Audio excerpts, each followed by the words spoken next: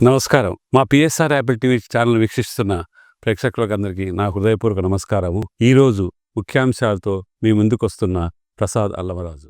అమరావతి పునర్నిర్మాణం కోసం ప్రధాని నరేంద్ర మోదీ రావడం శుభసూచకమన్నారు టీడీపీ ఎంపీ కలిసిరెడ్డి అల్పనాయుడు.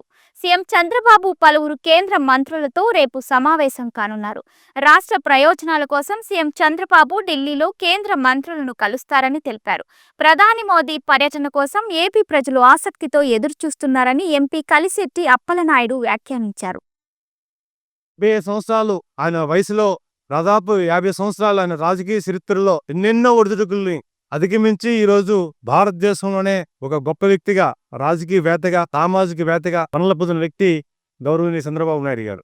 అయితే చంద్రబాబు నాయుడు గారు ఆయన భావాలు, ఆయన ఆలోచనలు తెలుగు ప్రజలను కాపాడాలి, అదే సమయంలో ఆంధ్రప్రదేశ్ని మొత్తం తన భుజస్కంధాలపై వేయాలి అనే ఒక ఆలోచనతో ఈరోజు ఆంధ్రప్రదేశ్ని ముందు తీసుకునే సందర్భాలు మనం తీసుకున్నాం. ఈరోజు గౌరవ ముఖ్యమంత్రి చంద్రబాబు నాయుడు